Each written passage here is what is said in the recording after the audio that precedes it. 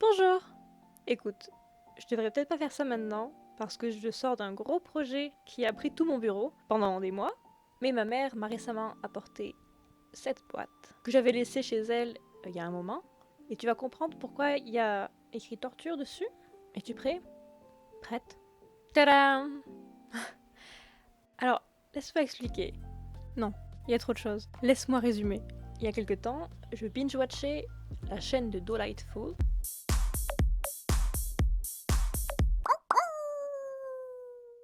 qui fait des customisations de poupées vraiment grandioses et merveilleuses. Et comme tout dans ma vie, j'ai voulu essayer, mais sans passer par la case modeste entraînement timide. Non, je me suis lancée directement dans une grosse customisation ambitieuse, badass, avec une poupée hybride qui a des jambes d'animal, ce qui explique le démembrement, soit dit en passant. Donc j'ai trouvé cette poupée, j'ai commencé à la customiser. Attention, prépare-toi à voir son visage. Tadadam. Voici mon concept de l'époque. Jambes de bouquetin, thème pantin steampunk un peu effrayant, donc vêtements victoriens et cheveux en laine pour renforcer le côté pantin. Et je me suis arrêtée devant l'ampleur de la tâche, essentiellement parce que le matériel que j'avais ne permettait pas de réaliser mon ambition. Aujourd'hui, j'ai un matériel beaucoup plus adapté et pro, parce que j'ai acheté la box créative de Nerdy Crafter, donc je suis bénie de pâte Apoxy, qui est très solide et parfaite pour ce genre de projet. Aussi, mon fiancé a plein d'outils, dont une merveilleuse Dremel, qui va me faciliter la vie. Donc aujourd'hui, parce que ça va certainement me prendre plusieurs semaines, nous allons finir ce projet. Commençons par tout nettoyer, pour repartir sur une base neutre. Sur le visage, la colle et l'argile sont très bien partis. De l'eau et du savon ont fait l'affaire.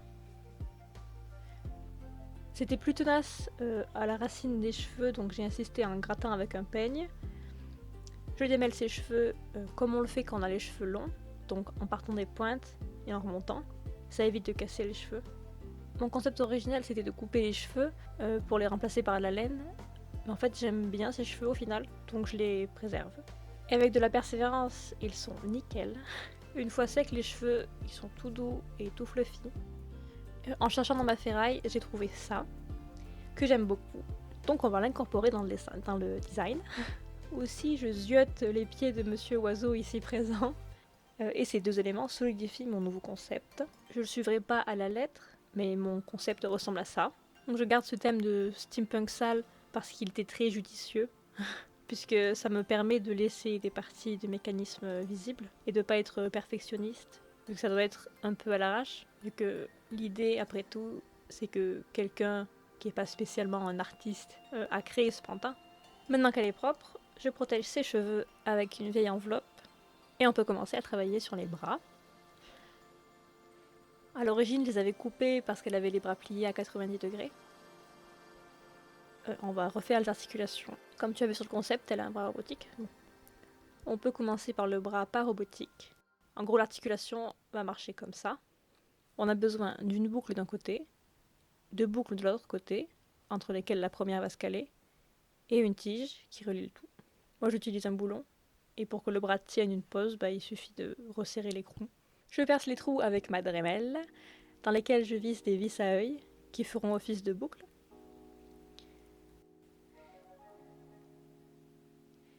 Je mets mon boulon et ça fonctionne comme un charme. Maintenant le bras mécanique. J'ai trouvé cet objet. Aucune idée de son utilité, mais il est une forme parfaite pour faire la jointure du bras mécanique avec la chair. Alors j'assemble le bras en imbriquant des objets qui ont l'air de parties mécaniques. Pour l'avant-bras, j'utilise un gros maillon de chaîne et un crochet que j'assemble avec du fil de cuivre, que je recouvre avec du métal venant d'une canette. Parenthèse, tout au long de cette vidéo, ne fais pas attention aux défauts de continuité. J'ai choisi de te montrer dans un ordre logique et non chronologique.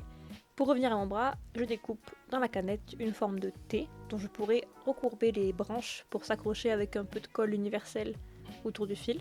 Je relie les autres parties avec du fil de cuivre, que là je laisse visible. J'enroule aussi du fil de cuivre de taille et couleurs différentes pour avoir plus de variété.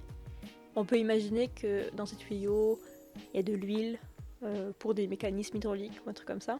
Mon articulation repose sur une punaise dont la tige rentre dans les trous de mon cône.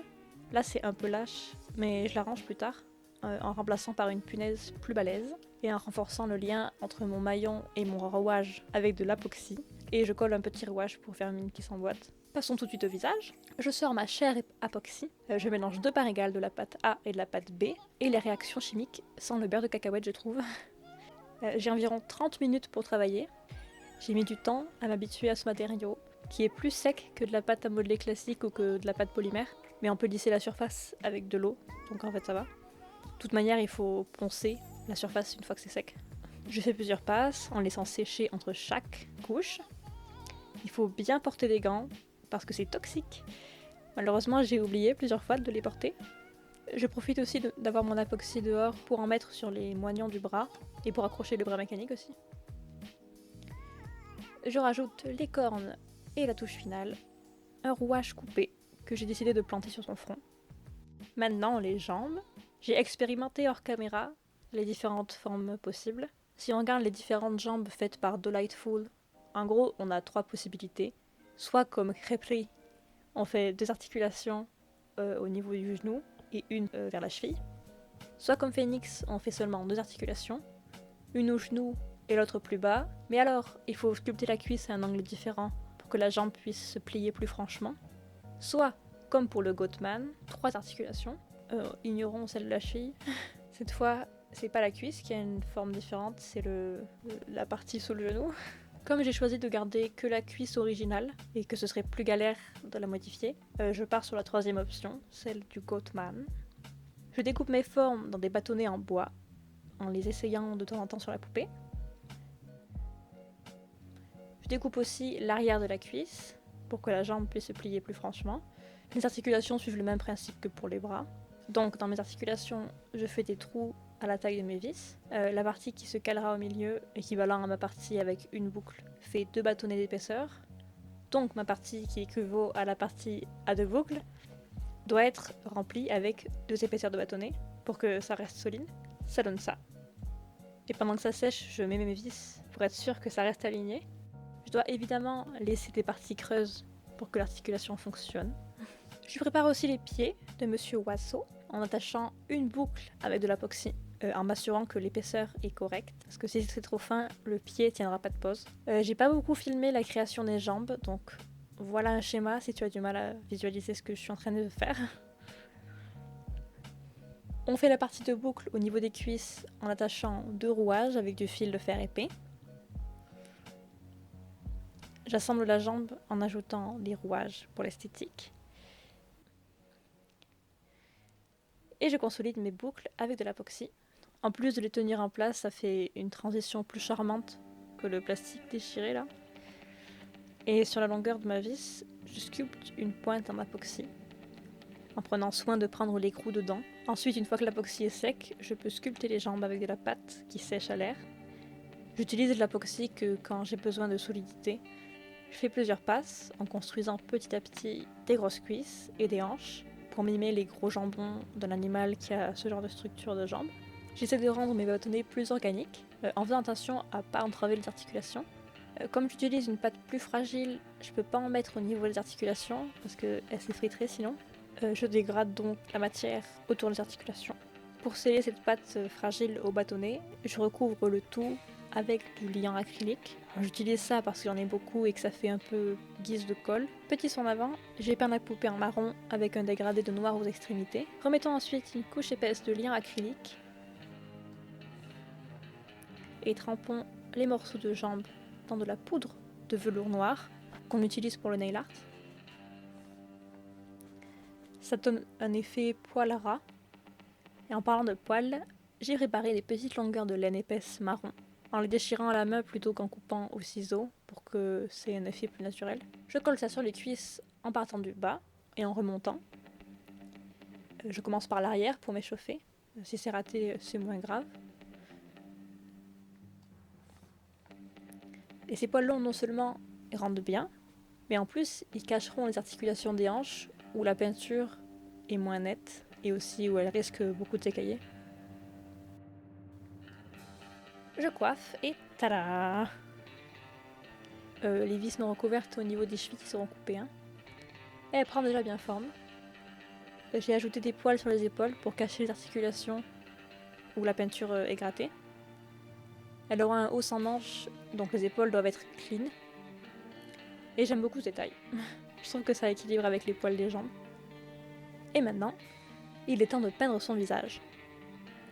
Je fais plusieurs couches diluées pour éviter les traces de pinceau.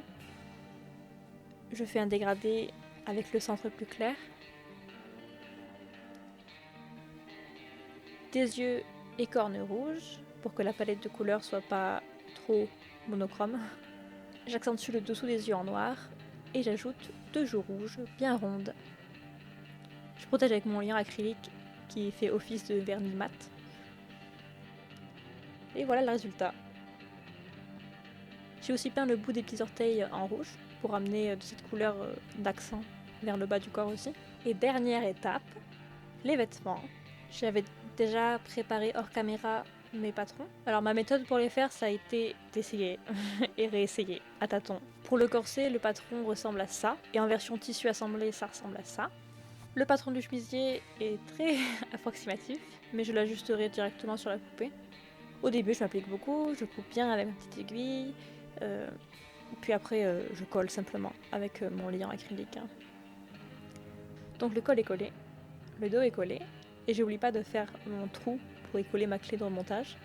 Je teins de la dentelle avec de l'aquarelle pour qu'elle soit de la même couleur que mon chemisier. Je fais une couture faux filet le long de ma dentelle, puis je tire sur le fil pour former un froufrou. J'en fais 2, que je colle directement sur le vêtement. Je colle une dentelle différente, également repeinte au milieu du buste, avec une languette de tissu par-dessus pour former la boutonnière. Je couds ensuite mon corset, je trace mon patron, je couds les bords avec une couture faux filet. C'est un beau tissu, mais il est en synthétique. Donc, à une échelle si petite, il ne veut pas rester à plat. Mais du coup, quand je le couds sur la poupée, c'est pas très gracieux. Mais on peut arranger ça en ajoutant une ceinture de cuir, attachée avec un joli nœud. Et j'ai aussi attaché à la ceinture une petite clé et un fusible, comme si la poupée les avait ramassés et gardés.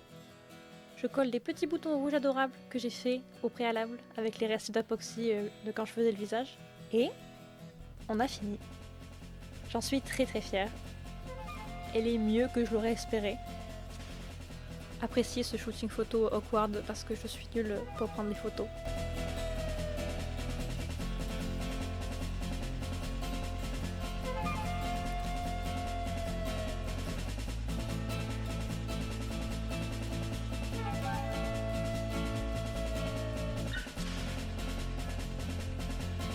Et merci d'avoir regardé.